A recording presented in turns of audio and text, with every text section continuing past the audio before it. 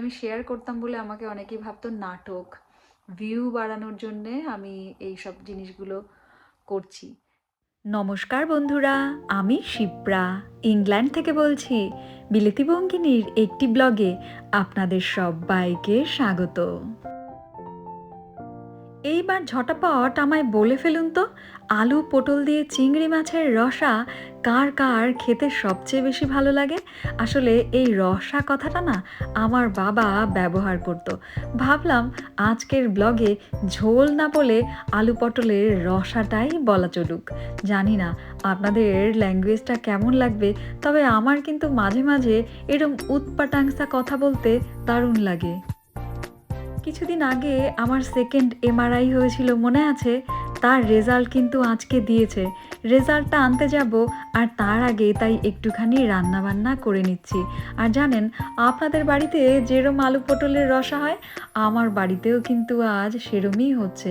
তবে অনেকে আবার আদা রসুন পেঁয়াজ এই সবগুলো আলাদা করে কষিয়ে আবার এই পোস্ত আর অন্যান্য মশলা আলাদা রকমভাবে বেটে আবার সেই কষা মশলার মধ্যে দিয়ে রান্না করে। সেইটা বেশি কোয়ান্টিটি হলে কিন্তু ওরম করে রান্না চলে। আর আমি তো মাত্র 4খানা পটল কিনে নিয়ে এসেছি, আর এই 4টে পটলের দাম নিয়েছে 1 পাউন্ড। মানে বুঝতে পারছেন, 4টে পটলের দাম হলো 130 টাকা। তাই এত ছোট্ট রান্না বলে আমি পেঁয়াজটাও এই কাজু আর কিশমিশের মধ্যেই দিয়ে দিয়েছি। রান্নাটা কিন্তু সবচেয়ে ভালো হয় যদি আপনার বাড়িতে বড় কোয়ান্টিটিতে রান্না হয়। তখন আদা রসুন পেঁয়াজ এই 3টে জিনিসকে ভালো করে কষিয়ে নিয়ে পরে দিতে হয় পোস্ত আর কাজুর যে মিশ্রণটা, সেইটা।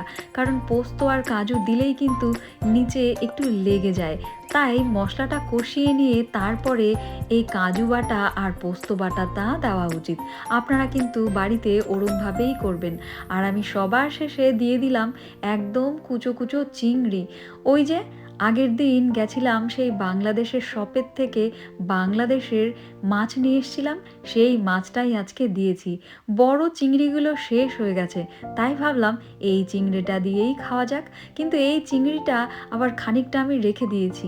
ভাবছি একদিন একটু নারকোল আনবো, নারকোল আর সর্ষে বাটা দিয়ে একটুখানি এই চিংড়ি মাছ দিয়ে একটু বড়া বানাবো। আগের দিনে বিয়ের ব্লগটা দেখানোর সময় আপনাদেরকে বলছিলাম যে আমার কতগুলো দিন নিরামিষ, আর মাঝখানে 2 দিন তো পুরো না খেয়েই গেছে। তবে জানেন, একাদশীর দিন আমি রাত্রেবেলা একটুখানি রুটি করে খেয়ে নিয়েছিলাম, কারণ তার পরের দিন আবার সোমবার ছিল। সারা দিন আমার উপোস তাই।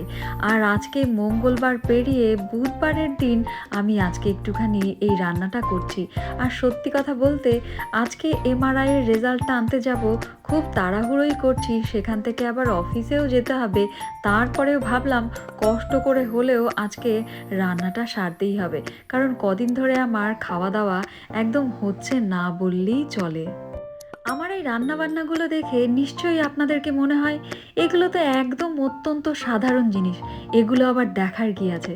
তবে কি জানেন, আমার কাছে কিন্তু এই সব রান্নাগুলো একদম অপূর্ব তৃপ্তির খাবার বলা চলে। যেহেতু বর আজকে খাবে না, তাই আমি একদম আমার মতোই রান্না করেছি। আর এইবার আপনাদেরকে নিয়ে যাব এমআরআই এর রেজাল্ট আনতে। 2 সপ্তাহ মতন আগে হসপিটাল থেকে কল করেছিল যে আমার এমআরআই এর রেজাল্ট চলে এসছে, আর আজকেই সেইটা আনতে যাচ্ছি। আর এই দেখুন, লাউ দিয়ে একটুখানি পাতলা মুসুর ডাল করেছি, আলু চিংড়ি পটলের ঝোল আর ভাত। হসপিটালের এই চত্বর অনেকবার আপনারা আমার ব্লগে দেখেছেন। ও থুড়ি, এটাকে কিন্তু হসপিটাল নয়, এটাকে জিপি বলা হয়। আসলে আমি না বারবার ভুল করি একই জিনিস। কতবার আমাকে আমার ব্লগে কত লোক ঠুকে বলেছে যে তুমি কি জানো না এইটাকে জিপি বলে? এতদিন ইংল্যান্ডে এসছো, তারপরে তুমি এসব জানো না? আমি প্রচুর শুনেছি কমেন্ট বক্সে। যাই হোক বন্ধুরা, আজকে অফিসে বলাই ছিল যে 3 ঘন্টা পর আমি আজ ডিউটি জয়েন করব। আর এখন চলে এসেছি রেজাল্ট নিতে। আর এখানে কিন্তু দেখুন কত লোক বসে আছে।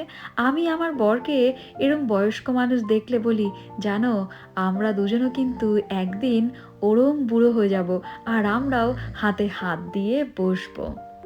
ওই টোটাল মিনিট 20 মতন একটা কথাবার্তা চললো ডক্টরের সাথে। তারপরে আমার বর আবার আমাকে অফিস পৌঁছে দিয়ে ও বেরিয়ে গেল। আর এখন আমি ফিরছি বাড়ি। জানেন, কালকে না নিউজে দেখাচ্ছিল যে আজকে 7টার সময় এইখানটায় হবে সূর্যগ্রহণ। আমি এখন একটা বাস থেকে নেমেছি আর একটা বাস ধরবো বলে, আর দেখি সমস্ত মানুষ চোখে রং বেরঙের চশমা পরেছে, আবার হাতে মোবাইল নিয়ে ভিডিও বানাচ্ছে। আমি ভাবলাম ব্যাপারটা কি, তখন আমার কালকের নিউজের কথাটা মনে পড়েছে। আর এখন কিন্তু 7টা বাজতে ওই 10-15 মিনিট মতন বাকি, তাতেই দেখুন কিরকম অন্ধকার মতন হয়ে যাচ্ছে। 7টার সময় কিন্তু এইখানটায় একদম ঝকঝকে রোদ্দুর থাকে। ইংল্যান্ডের নিউজে কালকে একটা অদ্ভুত জিনিস চোখে পড়লো। এইখানটায় যেহেতু এখন প্রচণ্ড গরম, তাই গরমে কেউ জল নষ্ট না করে, তাই গার্ডেনের গাছে জল দেওয়া যাবে না। মানে উঠোনের গাছ যদি তরতাজা থাকে, তখন কিন্তু আপনাকে বাড়িতে এসে পুলিশ তুলে নিয়ে যেতে পারে যে গাছে জল দিয়েছেন কেন। দেখুন, আমি তো ইন্ডিয়ান, আর যেগুলো আমার কাছে একটু অড লাগে সেগুলো আপনাদের সাথেও শেয়ার করি। মনে হয় আপনাদেরকেও অড লাগবে তাই। কেউ বলবে এটা 7টা বাজে, পুরো সূর্যটা অর্ধেক ঢেকে গেছে, অর্ধেক ঢেকে গেছে, পুরো অর্ধেক। আপনারা হয়তো গুগল করলে হয়তো দেখতে পাবেন। হ্যাঁ, অন্ধকার, মানে অন্ধকার না, মানে আলো কমে গেছে আর কি।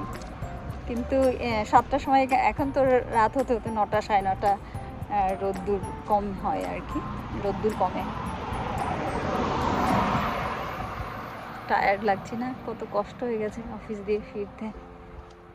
যখন বাসে উঠেছিলাম তখন তো একটু রোদ্দুর ছিল, এখন কিন্তু পুরোটাই রোদ্দুর কমে গেছে।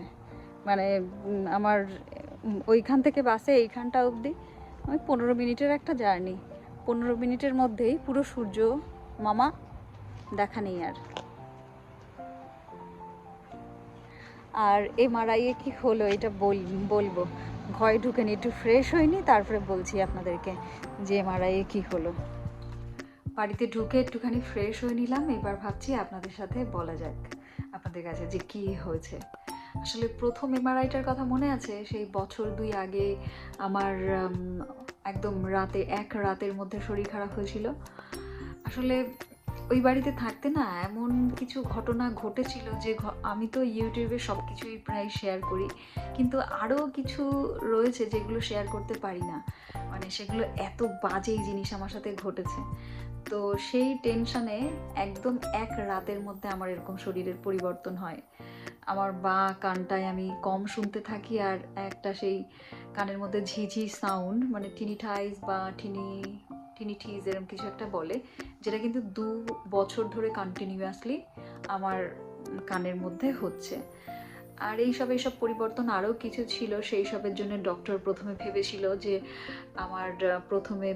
যে আমার ব্রেনে কোনো একটা জায়গা দিয়ে ব্লাড লিক হচ্ছে, তাই জন্য ওরা প্রথম এমআরআইটা দিয়েছিল। প্রথম এমআরআইটার রেজাল্ট নেগেটিভ এসেছিল, যে এরকম কিছু নয়।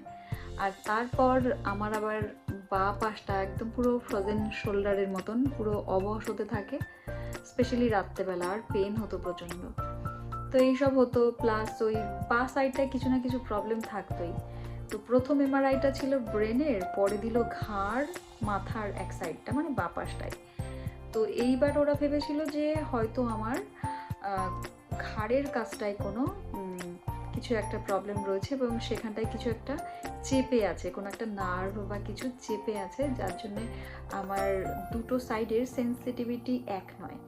বাঁ পাশে আর ডান পাশে দুটোর মধ্যে আমি একটা পাশে আমি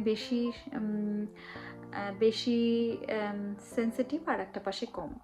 তো এরকম এইসব হয়েছে। তারপরে ওরা আবার এই এমআরআইটা দিল। তো রেজাল্ট যেটা এসছে এমআরআইয়ে, সেটা হচ্ছে খুবই পজিটিভ, কিছুই হয়নি আমার, সেটাই বলছে ডক্টর। কিন্তু প্রবলেম একটু আছে, হাড়ে প্রবলেম আছে আমার। তো বলছে এটা বয়সের সাথে সাথে সবারই দেখা যায়, আমারও বয়স হচ্ছে, তো এটা নাকি নর্মাল, কিন্তু আমারটা একটুখানি অ্যাবনর্মালিটি আছে এখন। তো এইটাই ডক্টর বলল।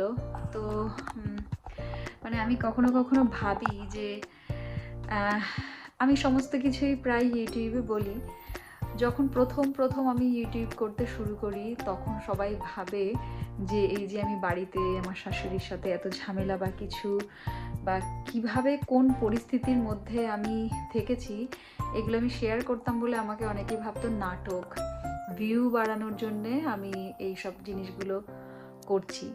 কিন্তু আমার লাইফ তো আপনাদের সামনেই, পুরো ডেইলি বুক লেখার মতন আমিও প্রতি সপ্তাহে আমার সমস্ত কিছু নিয়ে আপনাদের সামনে ইউটিউবে চলে আসি। তো এখানটায় আমার লাইফের পরিবর্তনও আপনারা দেখতে পাচ্ছেন। কলকাতা থেকে এখানটায় এসছি, আসার পর আমার সাথে কি কি হয়েছে, সেখান থেকে আবার এই যে রিকভারি স্টেজে চলে এসেছি, এখন আর কোনো প্রবলেম নেই। কিন্তু এইসব দেখে কি মনে হচ্ছে যে আমি কোথাও আগে কোনো দিনও একটা ফেক ভিডিও বানিয়ে ছেড়েছি, যেটায় ভিউ বাড়ানোর জন্যে? আমি ভিউ বাড়ানোর জন্যে কখনো কোনো কিছু করিনি। আমার লাইফে যেটা হয় আমি ঠিক সেটাই আমার ইউটিউবে আমি ছাড়ি। তো আবার আসল কথা বলি যে এমআরআই ঠিকঠাকই আছে, ওই হাড়ে একটু প্রবলেম আছে বলছে ডক্টর, তাই জন্য আবার যেতে হবে ডক্টরের কাছে। আবার একটা ডেট দিয়েছে আমাদেরকে, সেই দিন আমরা যাব, গিয়ে দেখা যাক ডক্টর কি বলে, যে আমার হাড়ে কোথায় কি প্রবলেম হচ্ছে। তো যেটা দেখা যাচ্ছে আর কি হাড়ের প্রবলেম, তো দেখা যাক। আর আপনাদের সাথে তো গল্প করতে আমার দারুণ লাগে, দারুণ লাগে। আর এরকম বকতে শুরু করলে তো আরও কত কিছু সাবজেক্ট নিয়ে বকে একদম পুরো 10 মিনিটের ভিডিও আমি 10 ঘন্টা বানিয়ে দিতে পারি। আর বিলেতি বঙ্গিনী আজকের ব্লগটা রাখুক তবে, কারণ আবার এই সপ্তাহে তো দারুণ ইন্ডিপেন্ডেন্স ডে আর বিয়ে বাড়ি, আমার বাবা সপ্তাহে 4টে মনে হয় বিয়ে বাড়ি পড়ছে। এই সপ্তাহে 2টো বিয়ে বাড়ি তো ক্যান্সেল করে দিলাম ইন্ডিপেন্ডেন্স ডের রিহার্সালের জন্য। তো যাই হোক, সেই সব সমস্ত গল্প নিয়ে বিলেতি বঙ্গিনী আবার আপনাদের সামনে হাজির হয়ে যাবে। আর আজকের ব্লগটা তবে এখানেই রাখি। সবাই ভালো থাকবেন, সুস্থ থাকবেন। আর আমার এই চ্যানেল যদি ভালো লাগে প্লিজ একটু লাইক, শেয়ার আর একটুখানি কমেন্ট। আর জানেন, আপনারা যারা রেগুলার আমার ব্লগ দেখেন তাদের কিন্তু কমেন্ট করার ওই জায়গাটায় হাইপ বলে একটা অপশান আসে। ওই হাইপ অপশানটা যদি চেপে দেন তবে কিন্তু দারুণ ভালো হয় আমার চ্যানেলের জন্য। তো আপনাদের কাছে আশা রাখবো যে আপনারা এগুলো দেখবেন আমার ব্লগ, আর আপনাদের ভালোবাসা আমি পাই, আমার খুব ভালো লাগে। আর আমার রাধা মাধবের কাছে আপনাদের জন্য প্রার্থনা করি যেন আমরা সবাই ভালো থাকি। তবে বিলেতি বঙ্গিনী আজকে এই ব্লগটা এখানেই রাখুক, পরের ব্লগে দেখা হবে আবার। ততদিন ভালো থাকবেন, সুস্থ থাকবেন, পরিবারের সবাইকে সুস্থ রাখবেন। টাটা, বাই বাই, নমস্কার।